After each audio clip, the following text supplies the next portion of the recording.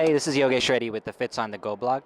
I have with me Dr. Bernard Gersh here to talk to us about all things ACC 2015. Dr. Gersh, a pleasure to have you.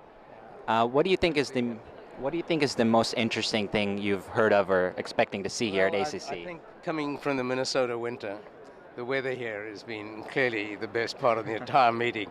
No, but it is interesting. Apparently attendance is well up. I get the impression that the meeting is a very busy one, and there are some key trials being presented. So yesterday was the PROMISE trial, which was really the first randomized trial, or one of the first, of two imaging modalities, namely stress testing versus CT angiography in people with stable coronary disease, and it showed equivalence. And I think it's interesting because it is one of the first, if not the first, major trial.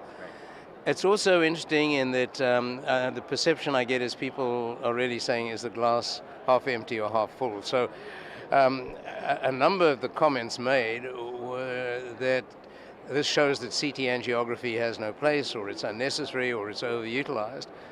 But Chris Kramer, who wrote the editorial in New England Journal, has actually pointed out that the two were equivalent and there was less cardiac caths after CT angiography. So I think we'll have to see how this plays out, but it does, I think, at least suggest that CT angiography is a reasonable approach in a certain number of people.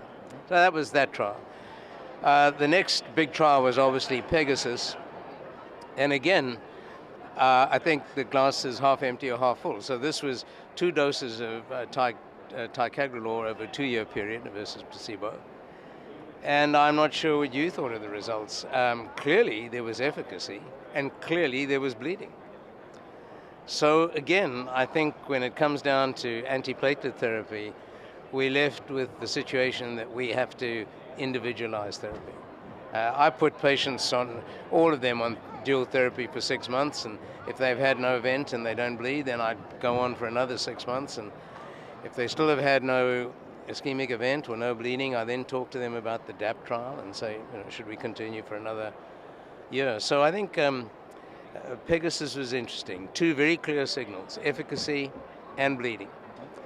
And then the other buzz is the PCSK9 inhibitors. Again, interesting. I mean, clearly a major reduction in lipid levels, a significant reduction, it appears, in clinical events. I think, though, we have to remember that this is a comparison with many different doses of statins. So it's not the it's not the event randomized trial. We won't have that data for another 2 to 3 years, but at least promising and not surprising evidence that reducing the cholesterol in people, further reductions in LDL cholesterol result in reduction in events. There is this one disturbing signal of an increase in neurocognitive adverse events. So I think these are, so far, these are the 3 big trials, and there's a little bit in it for everybody. But I think positive trial. The one I'm due to comment on tomorrow, and I don't have the details yet, is the Legacy trial, which is an Australian study of weight reduction in people with atrial fibrillation.